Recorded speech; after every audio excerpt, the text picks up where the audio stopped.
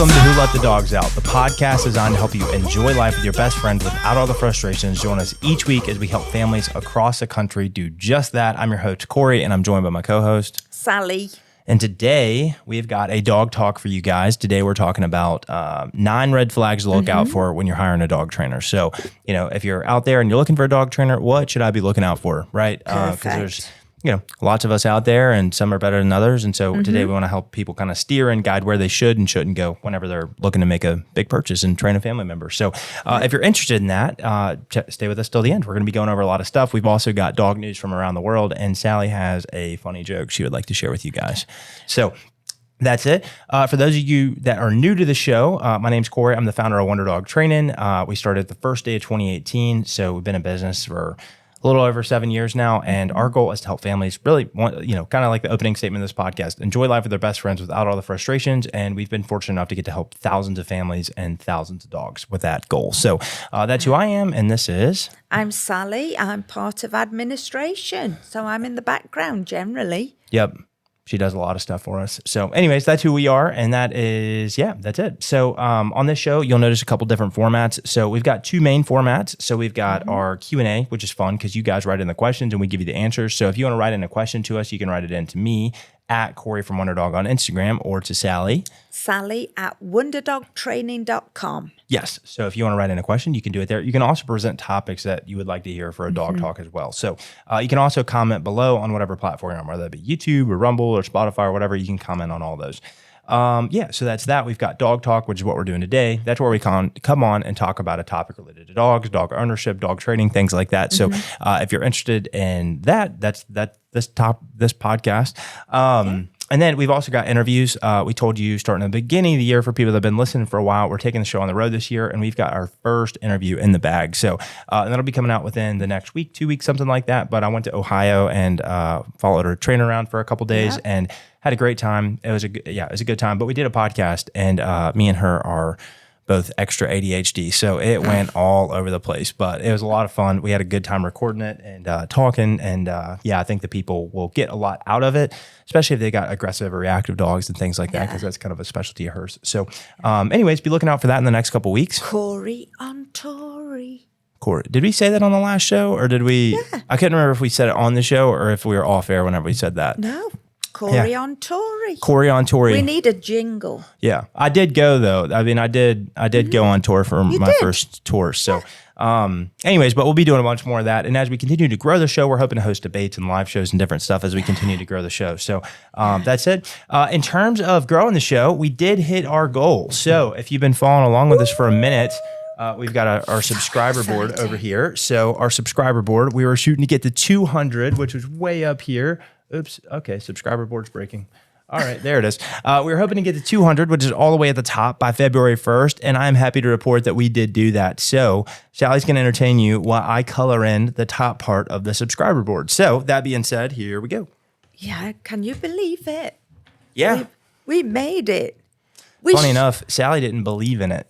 Oh. She wouldn't have said it on the podcast, but she told me on a call, she's like, I didn't think he we were was actually very getting... disappointed in me. Yeah. I was like, Corey, in us. we might just be under. I don't think we're going to. I was trying to prepare him for, but we made it. You guys made it for us. Yeah, you did. So thank you to all the believers, to all the haters and the doubters out there. You can piss off. I was just trying to. If we don't hit a goal, I'll be let down enough. You don't have to soften the blow for me. Anyways, okay, but we hit 200, so colored in the top of it. Sometime on the next show, we'll come up with a new thing. I don't want to bore you with me drawing out a new board, but all that being said, thank you guys so much. Seriously, once again, we got to, I don't even know. It feels like, though, it's starting to tick up a little bit, week over week, which is really cool. Because like I keep saying, we're going to keep doing this regardless. If nobody was watching, I'd still be doing this because I really enjoy coming on here and talking, once a week and spending a few hours between shooting it and uploading it and editing it and all that kind of stuff. So it's a lot of fun for us. So we'd be doing it regardless. But it is cool to see the numbers go up. So thank you, everybody. So keep doing it. Yeah. Just because we've met this goal, we need to keep going. Yeah, we're going to come up with another one too. I'll probably pull out the board in 2 weeks because next week this will come out, and then the following week I think we'll do the interview, and then the following week. So we'll have a new subscriber board by the end of January. So maybe by have a subscriber goal by the end of April or something like that. So anyways, good. super fun stuff. So thank you guys so much. With all that being said, if you like the show, click the button to follow, subscribe, whatever it is. Share it with a friend if you get any value out of it. If you got a friend that's about to hire a dog trainer, just tell them to hire us. That'd save them all the headache, of course. Yeah. But if they didn't, we'll give them some red flags to look out for. So share the show. Anyways, how's everything going in Sally's world? Pretty good. Yeah? Yeah, Sully Monster's doing pretty good. That's good. Yeah. Walking's a lot better. Doing lots of training in the house when the weather's too bad for me to go out. Right. But yeah, it's really good. That is good. Yeah. And he's just a snuggle bunny. Yeah. He gave you lots of good snuggles when you came to visit. I did. Yeah, I came to pick some stuff up from your house that I ordered at your house, and he did. He gets really excited, like so excited. Yeah. It gets excited when he hears your voice on the phone. So when does. you're there in person, It's like, oh it's my God. like, Yeah. it's like Santa's visiting. Yeah, pretty much. Well, I went What to... about you? I was yeah. going to say, what about you? Yeah, I went to Ohio. That was a lot of fun, and followed around my friend Lindsay at her business because she's got a model that we're about to start implementing here. And so I just wanted to see it in person before we took the leap and started doing it and stuff. Great and idea. It was a lot of fun. She works with a lot of like reactive and aggressive dogs and stuff like that. And basically, I don't know what it is, but all the dogs in Ohio absolutely love me. So I was just walking on cloud nine over there. She's got Pity that is kind of male reactive, and after a greeting or whatnot, we have like she had a little greeting routine, kind of like I do with Mia when Mia meets new people. Yeah. And her dog was very similar to Mia actually in a lot of ways. But anyways, yeah, after the greeting, she loved me. Every time. Her name's Booberry, and so every time Booberry. Isn't that the best name? And they call her Boo. Anyways, anytime I'd walk in the room, because my stuff was stored in like the break room, and that's where her kennel's at. And so she just kind of free roams around the break room, but all my backpack and stuff. So every time I'd walk in, I'd be like, "It's a Booberry," and she'd be like, "That's me. I am a Booberry." And so, and then we talk about it on the show too. That's coming out on the interview, but what's it called? Sorry, just my headphones just said battery low. Okay, thank you. Anyways, she had a fearful dog in there named Frankie Ray, and Frankie Ray was also scared of men. Anyways, took her a few minutes to warm up to me, but then whenever owner came in for the lesson a little later, they walked me through the greeting routine, and she was getting the owner like familiar with the greeting routine and stuff like that. And then, it was a multi-step process. First, just sit there and let the dog sniff you, and then call the dog back, and then put your hand down and let the dog sniff and call it back, and then treats and stuff. Anyways, but as soon as I put my hand down to Frankie Ray was like, "Oh my God, his hand's out." It just like ran up to me and just started like shoving her head in my head. It was like, I love this guy. So yeah, all the dogs in Ohio love me. So walking on cloud nine, like I said. Great names as well. Yeah, it's good stuff. Love it. Yeah, they had a bunch. But anyways, that was that. And then went to Knoxville and pit stopped and helped a trainer friend out. And that was a lot of fun. He got a lot of value out of that time that we spent together. So that was cool too. And yeah, helped him get out of jam. So that's pretty much my week last week. And I came back here and sold our first few day train programs, which we're launching in the next 2 or 3 weeks. So we've got, clients lined up, ready to go and start bringing their dog to the building. Which maybe we should address, because actually, I guess we can kind of just jump in. The big topic today is 9 red flags to look out for when you're hiring a dog trainer. And we've exclusively built our business off of doing in-home training up until this point, right? Yeah. And we've always kind of, and I still wholeheartedly believe in the in-home model. But you've kind of got two major styles of dog training, right? So you've got private lessons, and that can take place in-home, at the park, at a trainer facility, wherever it is, right? But you're meeting one-on-one with a trainer. And then you've got the boot camp model where you send your dog off to training, the dog gets trained, you get the dog back, and then you learn what the dog learned in training, right? Yeah. And I think that, and once again, if I was picking between the two, I'd go with in-home, because that's what we've built our business off up until this point, and I still believe in it wholeheartedly. Yes. However, I think the day train model really bridges the gap between both models. So with a day train, the owner drops their dog off in the morning, and then we train the dog all day. And at the end of the day, they do the same one-on-one lesson with a trainer whenever they pick their dog up, but then they go home and they're still practicing at home with their dog for 20 minutes a day or more. And so it really is a nice bridge of the gap between people that, want to send their dog off for a day train or for a board and train, or maybe want to do in-home, right? And so it bridges the gap very nicely between the two different models where the dog gets really well trained and the owner gets really well trained as well, right? Because with an in-home, and don't get me wrong, I mean, we train thousands of dogs at this point in people's homes, and the dogs do get trained really well. But the day train, it's a lot easier to replicate certain distractions. Like if you're, if your dog has distractions with dogs, right? Yeah. Or is reactive or whatever it is. If I'm doing in-home, I've got to go, find a dog in the neighborhood, or bring a dog to an appointment or whatnot. At a day train, I don't have to do anything like that. No. And so, and then, at a boot camp, I still believe in all the flaws of that model just because I got a lot of trainer friends that do that and they do a good job. However, a lot of trainers, the dog goes away for 2 weeks and then, you get a 1 hour go home lesson to teach your dog everything they learned and stuff. And it's just like drinking from a fire hose, right? And so the dog starts slipping up. That's been my experience, but there's a lot of good, boot camp trainers out there. But that's why we're switching. So, and we're still going to do in-home training as well. Yeah. Like our Nashville and Austin, Texas location will be exclusively in-home.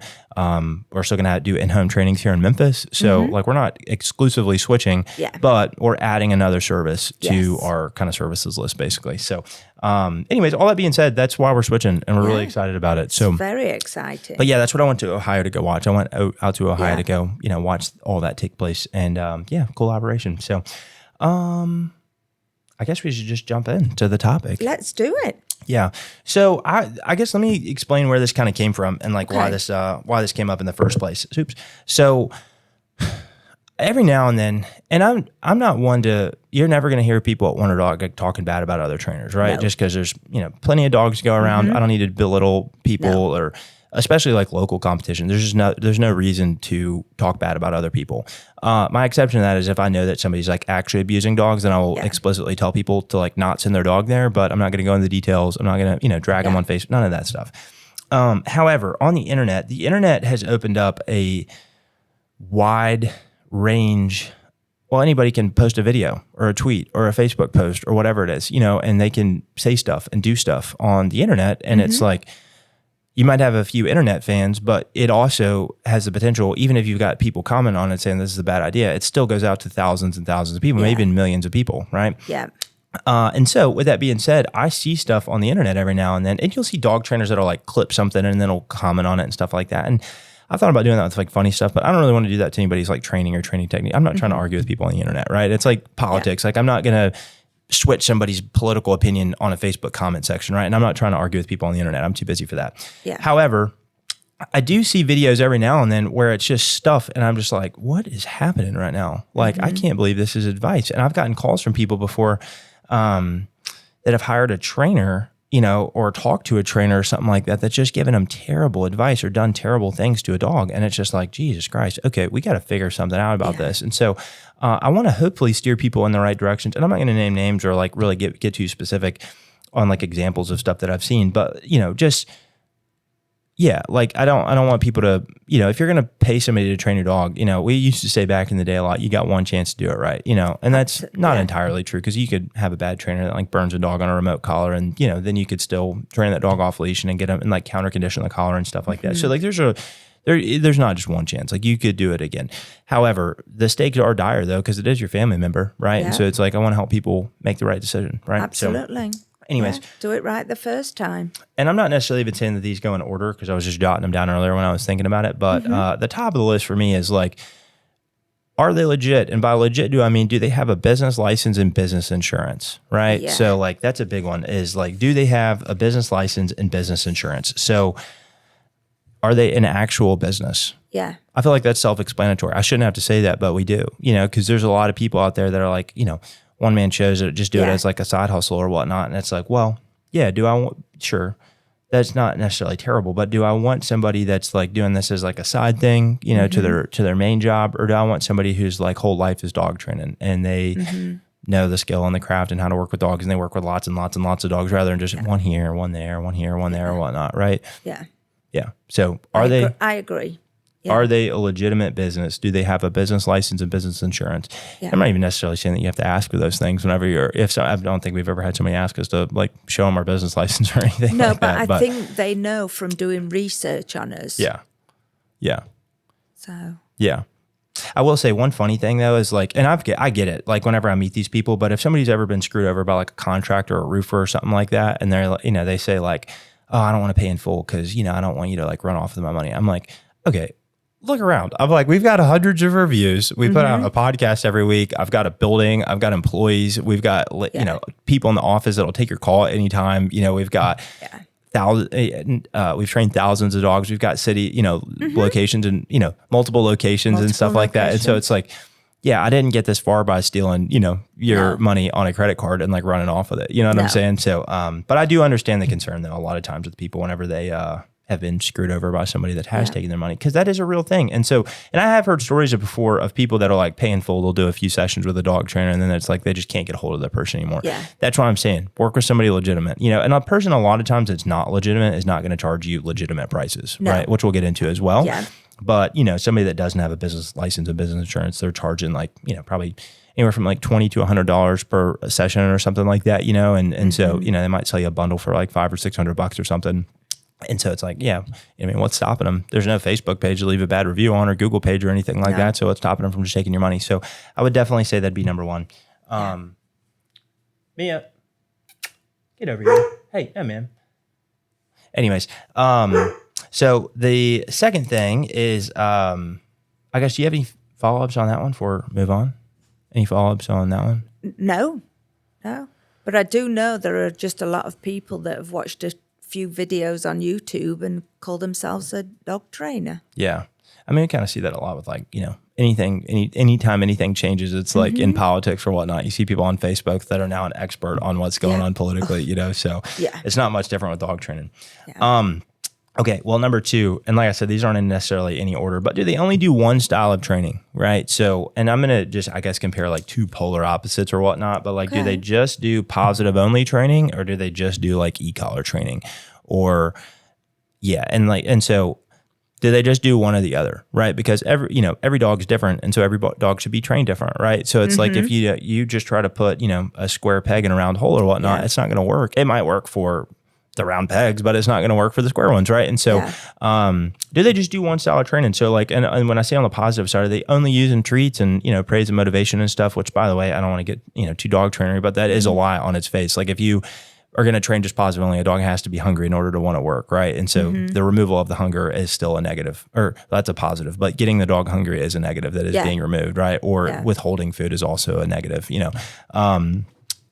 It's technically positive or negative punishment. But anyways, do they just do like treats on one side or are they too like heavy handed or like old school? Battery low, warning again. Okay, I'm just going to take these guys off.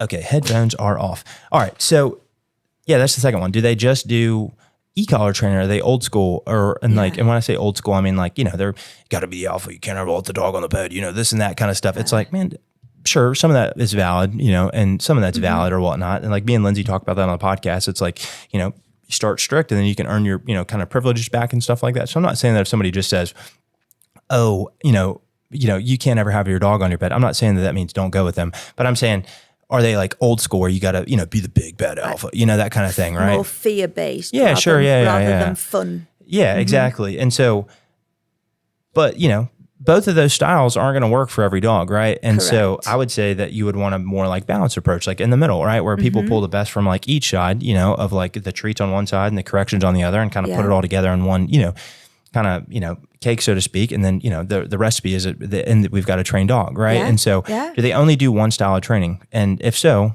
probably should go away from that, right? Yeah. Anyways, that's it on that one. Anything else you were doing to add? No, I think that speaks for itself, really. Gotcha. All right. Okay. Well, the next one I would just say is the cheapest option, right? Like, I would just say the cheapest option. And I want to clarify too. I don't think that just because you spend the most money, like the most expensive trainer is always the best, but I can definitely tell you this, the cheapest is never the best, right? Yeah. And so there's a lot of people that, don't want to invest in training with, somebody that's more of like a premium trainer or whatnot that you're going to, where you pay once and the job's done forever, right? They'd rather, I'm going to try this one for a few $100 and I'm going to try this one for a little bit more. And then finally they get so frustrated. They're like, fine, I'll finally fork over the money here, train the dog, right? Yeah. And so I'm not saying that the most expensive is always the best, but I'm definitely saying the cheapest is never the best, right? Absolutely. And a lot of times too, if you can find a trainer that's really cheap, I would see item number one from this list, which is, are they a legitimate business, right? Or, is it just a hobby to them? Or is there like full-time thing actually training dogs for a living? That's how they make their, all their money, right? And so are they the cheapest option? Because like I said, that's never going to be, the right thing either. It's just, hey, let me, pay a few $100 here to buy, 6 appointments with a trainer. I'm not saying that it could necessarily be bad. I'm just saying that you should definitely do your research, right? Yeah, absolutely. Yeah. You look like you want to say something. Yeah. We get so many people come to us that have actually gone down the, like you said, cheap side of things, or they had a friend who knew a friend who did some dog training, but they still end up coming back to us. Yeah. Yeah, that makes sense. So all those few little hundreds that you spent, save them up and put them where it needs to be. Yeah. Yeah. No, I agree. 100%. I think when we were doing training this morning, someone was saying people tend to go for the cheapest because it's less money to lose. Right. So you're already going in with a negative mindset. I think, oh, if it isn't good, it's not too bad. But think of it the other way. Yeah, for sure. Yeah, because what that gentleman was saying is that like the reason that people don't buy training is because, or they go with somebody cheaper, is like, because if it doesn't work, then it's like I only lost $500 or $1,000 rather than, X amount, whatever the price tag is on it or whatnot, which makes a lot of sense. And I definitely think that if you do hire a dog trainer, like you should be like all in on that one and like assume that it's going to work. Because that's like one thing. This weekend I had a lady that was like, well, I want to make payments to you because if it doesn't work, I don't want to pay for it. And I was like, that's a really bad way to start a business relationship, And so we didn't end up working together. But I was like, that's not really the best. Like, and I was kind about it, but I'm like, that's not really the best attitude to go into a business relationship with, where it's like, yeah, it's not going to work. Let me not pay you. It's like, hey, if you're going to hire me, like I want you to assume that this is going to work because I've done it for thousands of other dogs. Okay. And we call it an investment, don't we? Yeah. Because if you think how long you're going to have your dog, and you break it down, it's over the lifetime of a dog, it's not really that much to spend on your dog. Oh, it's really not. Yeah, whenever you break it down, like monthly, yearly, things like that, to the daily price, Yeah, and if you think of all the things that could happen to an untrained dog, it's going to cost you more in vet bills. 100%, yeah. Another one, this would be number 4 on the list, but they're just overall slow to respond. This one really irks me because, one, we, not because of us, but we have you and another person in the office, like pretty much full time, like business hours. So like when we're in all of our businesses are in central time, but like 9 to 6, we're in the office, right? So if you call or text in, we're going to answer you very quickly, right? Yeah. You text us on Facebook, messages, whatever, we're going to reply to you very quickly, right? However, one of the ones that really, the only reason that this, like, and I'd say this is a red flag, is because it's like, if they're slow to respond before they have your money, what do you think they're going to be like after they have your money, right? Yeah. Because like that, whenever people, are working to earn your business or whatnot, they're going to be really hungry and on it, or they should be at least, right? Yeah. And then it's like, well, once they do have your money, it's like, why would they, respond to you? Maybe it's flip-flopped. I don't know. Maybe they were like, oh, they feel more loyal to somebody that's actually paid them or something. So maybe they reply faster, but that's one that really irks me. And the only reason it irks me is because I'll go to like a transformation session or something like that. And then at the end, it's like, every now and then I'll have somebody that's like, yeah, I'm waiting to hear back from these other people or whatnot. And it's like, you filled out a form 2 days ago and I'm at your house 2 days later. It's like, how fast do you, and then it's like, oh, I'm still waiting to hear back. It's like, it's been 5 days since you've like filled out a form and you hadn't heard back from anybody. It's like, what's the likelihood that they're actually going to call you? How many times do you hear on the phone? It's like, well, whenever you ask somebody like, well, why do you want to talk to Wonder Dog? Well, y'all are the only people that answer the phone or that actually called me back. I mean, how many times do you hear that in a week? I can't even put a number to it. Yeah, it's a lot. It's a lot, and the reason for that is because there's a lot of dog trainers that are working. Or if you call them and they answer and they go, oh, I wasn't expecting you to call me that quickly. Yeah, on the ball. On the ball. On the ball. Yep. Well, anyways. And the reason for that, though, is because there are a lot of dog trainers, and I'm not hating on one-man shows because I used to be one, but there's a lot of dog trainers that are one-man shows that, take all their own calls and do all the stuff, plus do all the training and all the cleaning the kennels and taking care of everything or whatnot. So they get too busy to make calls. I get that. But I'm just saying overall, it's like if they're slow to respond up front, what do you think they're going to be like after they have your money, right? So that'd be another big kind of red flag is like how quickly are they actually responding to you whenever you inquire about services and stuff. Yeah. And then if you got one that's Johnny on the spot with it, it's like, come on, buy training from them. They're the ones that are earning your business, Yeah. Next one, Next one I would just say would be like certifications. And what I mean by this is just, are the trainers certified, right? And so, yeah, are the trainers actually like certified and training? Now, to be fair, there's a lot of people that are great dog trainers who've never been through like a formal like education. Like I went to dog training school, but I think I was really made into a trainer whenever I started hiring and training other people and trained a ton of dogs myself, right? I think that's what really, makes the mark of a great trainer.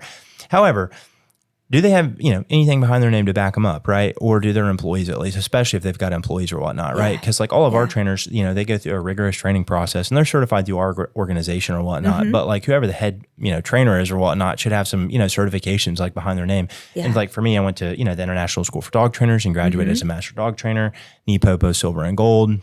Done a ton of online courses as well as that and stuff, continuing education and things like that I then pass on to the team who is certified through our organization, right?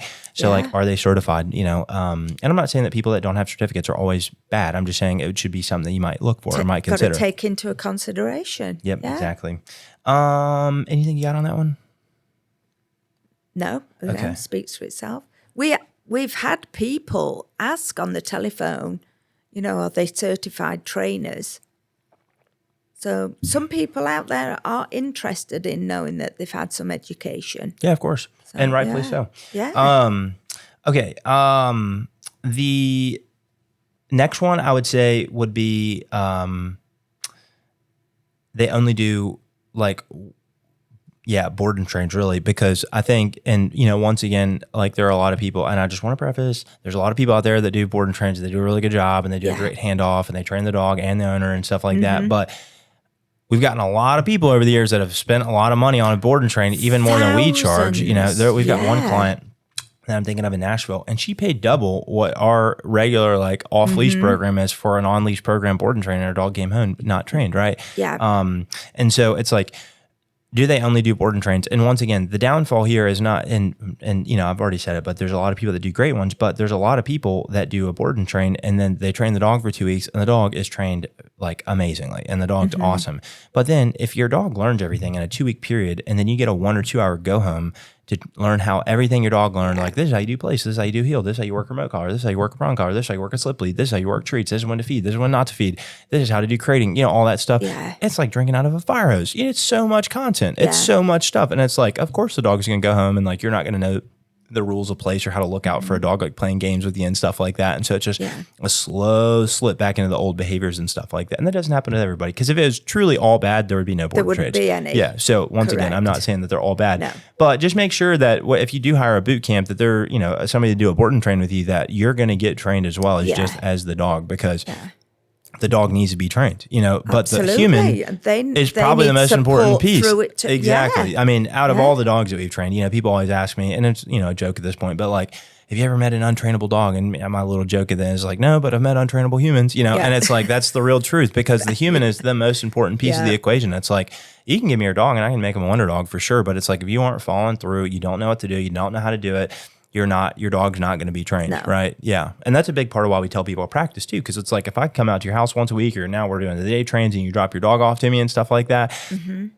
If you're doing that and you're not practicing with the dog and putting in urine, it's still not going to work. Still not going to work. Your dog's going to listen to me really good, but not you, know? So I would say that's another one is like, do they only do one style or not even that? Do they just do board and trains? Yeah. What it makes me think of as well is, when you have a child and they misbehave at home, but when they go away to somebody else's home, they behave really well. I was that child, so yes. Well, you were that child. Oh yeah, I remember this one time. I went to this super, super tiny private school, and we did for like 4th and 5th grade, and we did a sleepover one night at like the owner of the school's house or whatnot. It was like around Halloween or something. It was really fun. Yes. But I was at gym. I was helping clean up. I was, doing all this stuff or whatnot. And like my mom comes and picks me up the next day and she's like, so how do you do? And it was this older lady. Her name is Miss Nora. And she goes, oh, he was so great. He was helping clean up. He was sweeping. He was doing all this stuff. And my mom looks at me and she's like, who are you? Yeah. What are you doing? What did you do with my child? Put it back. Yeah. Bring this one home, not the other one. Yeah. But that makes me think of dogs. They go away to board and train. They're in a different place. Makes me think of Sully. They learn how to do things, but when they come home, Right. they slip straight back into bad habits. Yeah, 100%. Yeah, that's definitely possible. Yeah. When I said it makes me think of Sully, it's we're always joking about like how he walks with you and then how he walks whenever I come around. Because as soon as I'm walking next to your wheelchair, he's like, I always call him a Clydesdale because he's just But he's like, throwing his paws up in the air. Look at me, Corey. I'm walking like a gentleman. Look at me. I'm a big boy. Yeah. For me, Corey's like, is he pulling? Yeah. I'm like, what gives you that impression? Yeah. Yeah. Anyways, the next one would be I've got three more. But the next one would be like no guarantees. I believe, and this is a firm rule of mine, but if you are going to invest in something, such as a program for your dog, there should be some sort of guarantee behind it. And a lot of my trainer friends, they do offer guarantees on their work, whether it be a lifetime guarantee or a training guarantee or whatever it is. But I think that you should be able, I think there should be a guarantee on your work. I think there should. So if you're going to, spend, $1,000, $2,000, $3,000, $4,000, $5,000, whatever the price tag is on the training, there should be some sort of guarantee that this will work. Now there's normally an asterisk there, of course, that says like, if you do your part, and that's the asterisk where it's like, you once again have to practice and work with your dog and stuff. But if you are, there should be some sort of guarantee that says, if you invest this money, it will work. Right. What you don't want is you don't want to spend some money with somebody and then it like get to the end and like you're doing your part and they're like, they bill you again for more appointments or a longer stay or whatever it is. Right. And so I think that there should be a guarantee on the work. And if there's no guarantee, that's a big red flag to me. That's a big red flag. Like if I'm willing to sell you the training, I should be willing to put my money where my mouth is, Absolutely. and we do that 100%.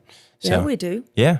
We have two guarantees. Two guarantees, not First just lesson the one. guarantee. You'll see a difference the first day. Training guarantee, as long as you do your part and we do our part. Our parts train you and train the dog. Your parts train the dog 20 minutes a day. If we both do our part, your dog will be trained by the end. Guaranteed. If it's not, we'll add extra time at no extra cost to you. But once again, I'm willing to put my money where my mouth is. You know. And if you don't practice, I'm not doing that. But if you're practicing, if you're doing your part, we'll do it. We'll guarantee it. Yeah. 100%. Anything on that? You got anything on that? No. Okay. I like that. Guaranteed work. Yep. Okay, this is my last one, and then the other one is not necessarily like super specific, but more like an intuitive one. But the last one is selling you training over the phone. I think that selling over the phone is okay if they are a one-man or one-woman operation. If you are the head honcho, you're doing the training, you're doing the calls, you're doing the sales, you're doing the kennel work, all the stuff, I think it is fine if somebody sells you training over the phone. However, I would still say, generally speaking, if you're going to spend, thousands of dollars or somebody, they should meet you and your dog before you sell them, before they buy training. So I'm just saying, I think it's okay if a one man show does it. However, I think they should meet you and your dog in the first place. I think that's just a must to me. However, if it was a one person show, I'd be like, okay, got it. However, if you have employees, if the training company has employees and it's somebody selling you the training, whether it be the owner, a salesperson, whatever it is, and then the dog will then go to trainers, I think it's unethical for the person to not meet you before they sell you training. And the reason for that is because one, I think it's unethical. I think the person just needs to meet you and the dog before they can sell you something. One, because like it's a great way to gauge, is this person telling me the truth, about the dog first and foremost, right? Because it's does the best by the employees too. Because like, I can't tell you how many times that I've gone into people's houses over the years and they're like, oh no, my dog's not aggressive. And then it comes around the corner, it's trying to eat my face off or whatnot, and I'm like, listen back to the phone call that you did with them. And it's like, no, they didn't. You asked them, has the dog ever bit anybody? Nope, it's fine. It's totally fine. It's friendly. Yeah. And then the dog runs around the corner and like bites me or something like that. And I'm like, dude, this is not cool. Right.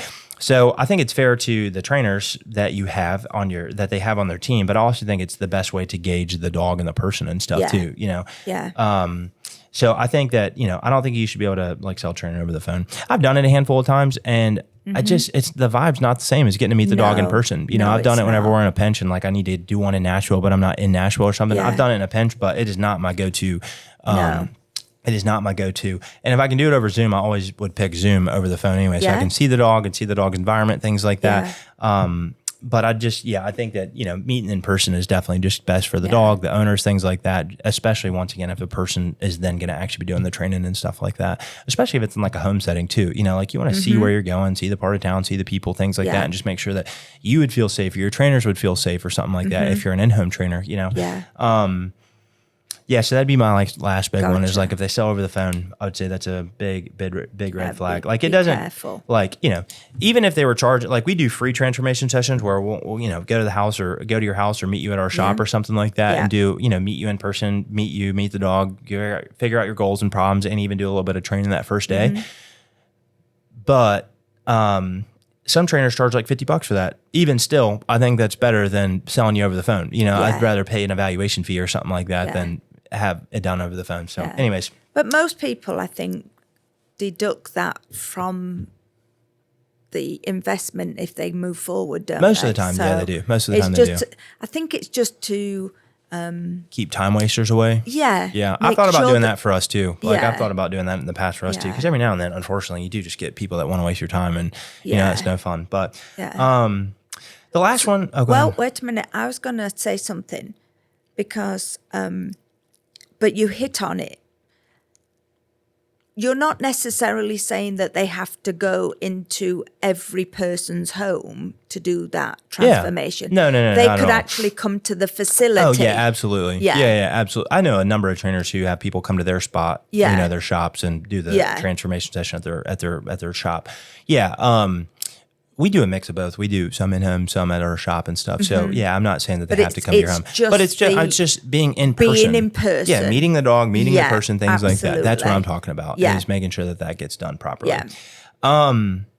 Anyways, last one, and like I said, this isn't really like a specific thing you can look for. It's more just like based on like your own gut and your own intuition. But just if it feels wrong, then it probably Mm-hmm. it is is wrong, wrong. right? Yeah. Yeah, and so I guess how to explain this one would just be if somebody says something to you and it just seems off, and you're like, Mm-hmm. that doesn't sound right. It's like take some time. Like don't tell them, you know, if you're doing like an in-person one, don't tell them yes right then. Even if it feels Yeah. off, don't do it. You know, Yeah. just wait, do some research, Yeah, do sometimes some we thinking and stuff. override the gut feeling, don't we? And I cannot tell you a time that I've overridden my gut feeling and it's ever paid off. Like I believe that intuition is like God speaking Mm-hmm. Yeah. to you subtly, you know, and so it's like Yeah. every time I go against that, I always do myself, the business, whatever it is, a disservice by going against my gut. Yeah. So yeah, I can't say that enough. Like never go against your gut feeling. Yeah. But just examples, I guess, would be like, you know, if somebody, or even if you hire somebody and then, you know, their first time they show you like a collar or something like that, and then they put it on your dog and they're like doing something crazy with your dog or whatnot. It's like, stop, you know, Yeah. and like, yeah, stop and just ask what's happening or why it's happening or whatnot. Cause this is, I would say this is another really good mark of a trainer. There are some parts of training that are uncomfortable, right? Yeah. Like, and there are some dogs that like you could put on a flat collar and pull a little pressure on the flat collar or a slip lead, and I call them screamers, and they just Yeah, start they're howling gonna- and screaming and stuff and acting like you're killing them, and you're not doing anything. Like you're barely putting any pressure on the collar. So I'm not saying that like I'm Yeah. saying but that's not fun to watch. It's not fun to see. It's like, but you've got to work the dog through this, like, you know. And like I said, it could literally be a flat collar. I've done it with dogs that are literally just Yeah, on a flat collar yeah. and they're acting like you're killing them, you know, and it's just like, I'm just trying to walk you, you know, I'm just trying to walk you, you know. really dramatic. Exactly. But I think the mark of a good trainer is that they can also explain the why behind what they're doing. And they Yeah. maybe even do that before they do the thing with the dog, right? Yeah. But like if somebody just slaps a remote collar on your dog and like cranks it up and starts, you know, buzzing your dog or whatnot, and your dog's like yipping and yapping and stuff Yeah. like that, it's like, pause. Hey, what's going on here? Why are you doing that? Yeah. And they should be able to explain what they're doing and why they're doing it. I'm not saying that that's right. I'm just saying you get the sentiment behind the Yeah. thing though. Is like if Yeah. something feels off, or Yeah. if somebody tells you to, you know, put your dog in a crate for 18 hours a day, like that's something I saw on the internet or whatnot, and it's just like that doesn't make a lot of sense. No. That doesn't make a lot of sense. We No. just did an episode on crating, like, you know, 2 or 3 or 4 episodes ago we or did. whatnot, and like Yeah. there might be a handful of scenarios where your dog would have to be in a crate for 18 hours or a full day or something. It's like, you know, your mom got in a car wreck and you're at the hospital for, you know, Yeah. 18 hours or something like that, or you're having a Yeah. baby or something. And you can't get somebody to come and let the dog out. So sure, there's every There now are and then there's a times, justifiable yeah. reason. Yeah. But your dog should not be in a crate 18 hours a day. No. Period. It just shouldn't No. be. You know, it's like, yeah, like it shouldn't No, be that if way. you're putting a dog in a crate for 18 hours a day, you don't need a dog Yeah. at this time. Because even if you work, like, let's say that you work like a 9 to 5 Mm-hmm. or whatnot, you know, how many hours is that? That's 8 hours. Yeah. And then you got the extra hour for the driving. For So the that's driving, 9. And then yeah. let's say that and then you sleep 8 hours. I mean, that'd still be 17 hours a day at a max, you know, which is like still a lot. if their dog's in the crate all day and then overnight and stuff. But generally speaking, like your dog shouldn't be in a crate 18 hours, like on a weekend or a Sunday or something, whenever you're home all day. No, your dog shouldn't be in a crate 18 hours. It's like, yeah. And if it is, then like, yeah. Anyways, I'm using that as an example to say that like there are things that trainers say that like if they intuitively feel off to you, they're probably off, right? I don't really think I worded any of this last part well. Yeah, you've got to be your dog's advocate, haven't you? Yeah. It's your family member. Especially if you do hire somebody that's like a side trainer or a part-time trainer, or they just do it as a hobby, or they're the cheapest or whatnot. Yeah, I'd be drilling them with questions, making sure that they're not about to do something stupid with my dog or whatnot. Yeah, like, anyways, all that to say, like I said, I don't think I really verbalized this one very well in terms of like examples, and maybe I could have done a better job like thinking of examples or whatnot. But the biggest thing I want to get across to people is just if it feels wrong, it's probably wrong. Gut. Yeah, exactly. If it feels wrong, it probably is, And so, and if they're not doing what you want them to, fire them, and like move on. Now, I do want to asterisk this and say that there are certain parts of training that are like not fun, they're not comfortable, but you have to work the dog through those things. Yeah. And so this is not to say that like anytime you don't like something with your trainer, just like fire them. But if it's something that's uncomfortable to you or the dog or whatnot, ask for the why behind it, and then work through it. But don't just fire your trainer because they like do something that your dog doesn't like or whatnot. That's not what I'm trying to say here. Yeah. I'd also like to say too that if you I'll stick with that. Anyways, if it feels wrong though, it probably is, but ask for the why behind it and get a good reasoning why behind what's happening, during training or whatnot. I think there's a difference though with gut feeling of, oh, I don't like this, to uncomfortable. Yeah. Because most of us, when we see things happening to our fur babies, are a little uncomfortable. Yeah. But you got to work them through it. But you work them through it. Whereas a gut feeling is different. Yeah. Yeah. My favorite story of like a time that training was like not comfortable is I had these two German Shepherds that were siblings, and they were been together their whole entire life. They were, puppies together. They lived together. They had this like one huge crate for both of them and stuff like that. And so they're two German Shepherds. And I can't remember if they were both boys or if it was a boy and a girl. But literally, if they couldn't see each other for like a second, they were both screaming like banshees. I mean, it was terrible. It was terrible. And so but that was one where it's like, that part of training, like working through getting them apart from each other and like, hey, your world doesn't have to fall apart as soon as you can't see your brother or whatnot. Like, that's like not a fun part of training, but it's like, explaining to the lady like, hey, this is why we're separating them. It's creating the separation, to start working away from that. Where if like one of them gets hurt and you have to take one to the vet, the other one's world doesn't come falling apart, as soon. But they were so loud. They were so loud. It was terrible. But anyways, that's the 9 red flags I'd say to look for if you're hiring a dog trainer. Wow. Yeah. Gives people a lot to go out gives people a lot to, start thinking about. It does. We did a whole nother episode about like what to look for in a dog trainer, and I'd take it back to that one. That's one of our earlier episodes. We were out front in the front of the building whenever we did that one, but I'd take a listen to that one because that one's a really good one too about what to look for in a dog trainer. This is like what not to look for in a dog trainer. But the other one, what not to look for is also really beneficial. Yeah. Yeah. Oh yeah, absolutely. We don't want people just slipping under the net, do we? Yeah.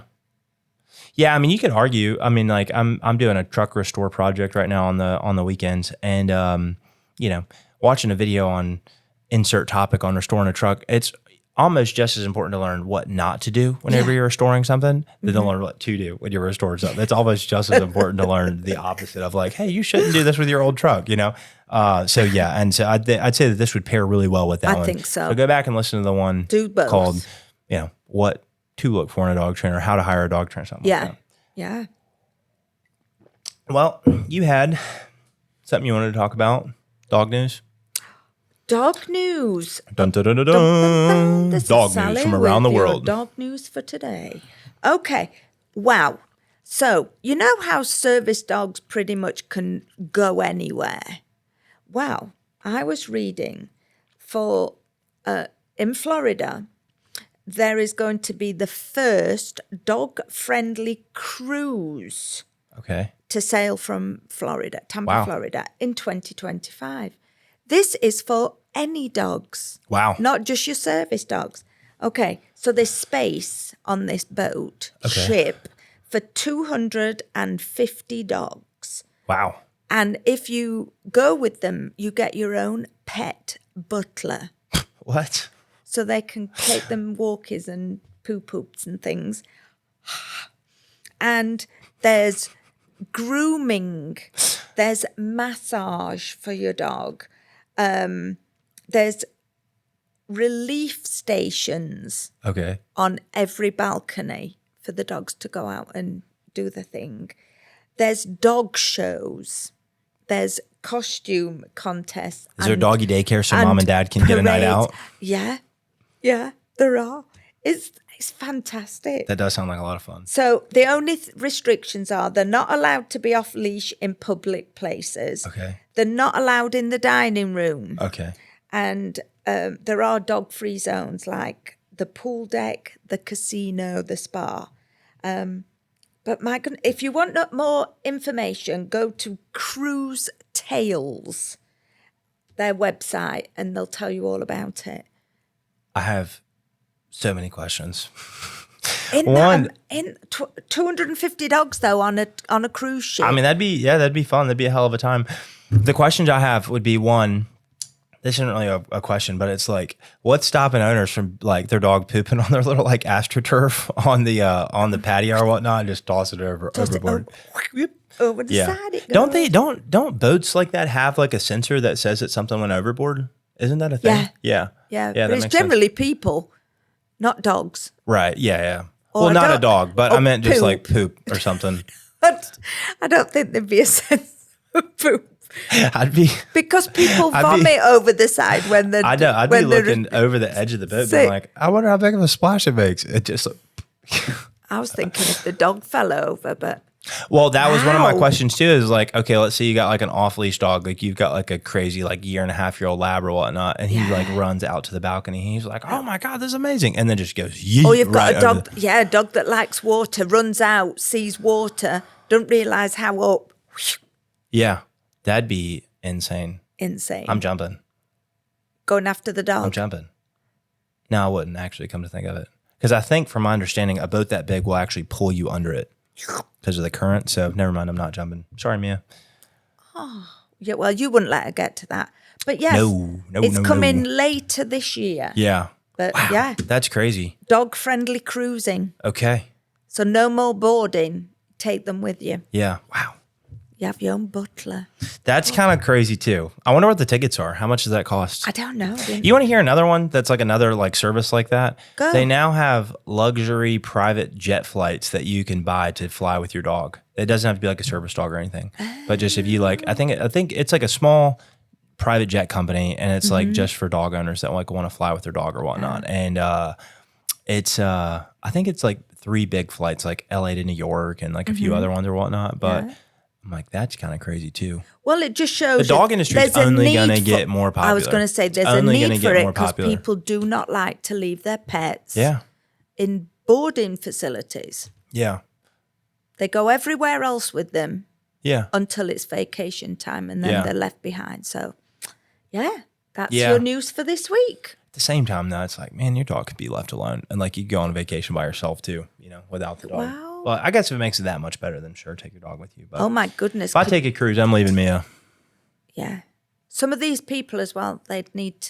I wonder if they get. Sometimes you just if need they a get little. a luggage allowance as well, because they're going to need some really cool outfits, aren't they? If they're cruising, these little dogs. Yeah, I guess so. At the same time, too, I don't know. Every now and then, I'm like, man, I just need some space for a minute. Like me and Mia, I love her. She's in the truck with me all the time if the weather's nice and she stuff like is. that. But I'm like, man, every now and then, I'm like, give me some space. Like, Yeah. I want to go to the gym and not have you sitting in the truck when I get back every now and then. Just I need a little minute, Waiting. So, but I do love her to death, and she Yes, is you with me do. more than she's not. So, Yes, she is. yeah. She's sleeping over there on the couch right now. Speaking of Mia, we had to take down the picture behind you of Mia. I hate I've that. fixed that picture. It's like the crappiest picture company that we ever bought a picture from, but it's like a hanging picture of her, and it's awesome. It's a great picture. It is. However, it's like I've tried fixing it. It just keeps coming apart. Keeps It coming keeps coming apart. apart. Like the top Yeah. part keeps falling off, and I've taped it, and then I taped it better, and then I taped it better, and then finally I, was thought like, the last I'm time doing you the last taped one. it, I mean, there I was- was yeah. I was committed. I was like, this is that never last going to hit, break again. How it broke from that, I don't know. I have no clue. So, and I'm very yeah. disappointed. But anyways, that's whatever. Yeah, well, It happens. yeah. The best of them. We'll figure something out. So I'll replace it with But our just mission. think of the pictures you could have Yeah. on a cruise ship with Mia. Oh, we take some great pictures. Great we take some great pictures. Yeah, great pictures. My only regret is I did not take her to Ohio with me. I should have taken her to Ohio with me. Yeah, I mean, I could have. Lindsay offered to let me take her, but I was like, I'll just leave her home. She had a few But days with I grandparents. will say there was one day that I was in the car for like 24 hours. I left Mm-hmm. Ohio at like midnight, and then I ended up I left at like 11, and then I stopped at a rest stop, and I was going to take like a 4-hour nap in my truck. Mm-hmm. I woke up 7 hours later, and I did not necessarily just feel like super rested or anything like that. Like it wasn't great you can't sleep, After being but not then at your height in a I drove truck. to Knoxville, and that finished that drive. That was like another like 3 or 4 hours, and then was out Mm-hmm. at the car for like 3 hours, and then I was driving for like another six back to Memphis. Yeah. And by the time that last hour in the car just dragged on and on and on, and oh my God, it's terrible. So, but I finally made it. So, but she would have hated that. Been in a truck like for 24 hours. She gotten restless and bored and like, man, get me out of this truck. Although we did do Yellowstone Drive. That was 27 hours in the car. But anyways, and then you had a funny joke you wanted to say. Oh, let me tell you. I know this. you remember it. I've got it written down. Just Oh, did in you write it case. down? I did. Okay. Oh no, I didn't. No, you didn't. I didn't see you write it No, down. because You can remember it. Never mind. Just No. read it. Fine. That's fine. I can't remember Whatever. it. Whatever. Oh, here we. This is funny though. Wait a minute. My friend says her dog will retrieve a ball from over a mile away. Okay. Yeah, sounds a bit far fetched to me. Another dumb Sally joke in the books. That's good. You can keep that one for free. There you go.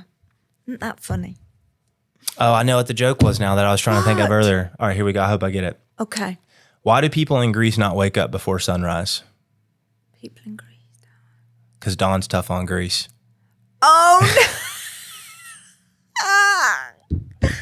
Bum bum. Yeah, Yep. that's a goodie. Yeah, it was two dogs. Like it was the dog like telling the joke, and then the dog's like, I don't know why. And then the other dog, and then it's like the dog like panting real loud, like he Yeah. was laughing. That's stupid. That's cute. Yep. Anyways, okay. Well, that's podcast.